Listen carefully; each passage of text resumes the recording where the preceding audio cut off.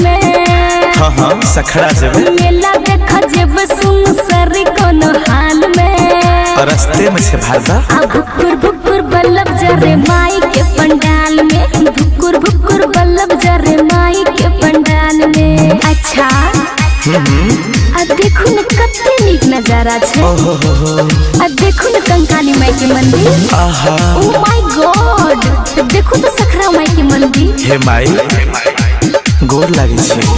खगड़िया समस्तीपुर में लगे छे मेला है बिग। हाजीपुर मुजफ्फरपुर में केंद्र बजल बिग।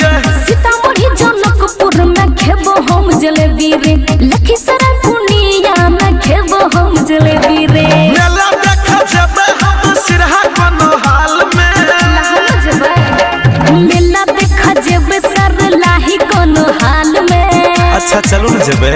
अब भुकुर भुकुर बल्लभ जरे माई के पंडाल में। भुकुर भुकुर बल्लभ जरे माई के पंडाल में।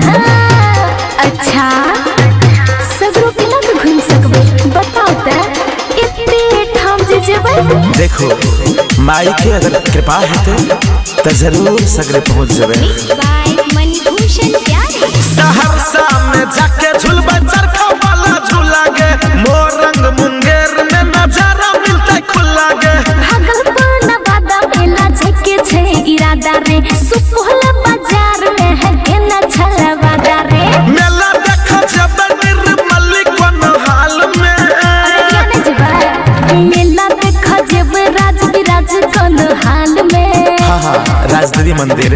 भुकुर भुकुर बल्लभ जरे माई के पंडाल में। भुकुर भुकुर बल्लभ जरे माई के पंडाल में। भुकुर भुकुर बल्लभ जरे माई के पंडाल में। भुकुर भुकुर बल्लभ जरे माई के पंडाल में।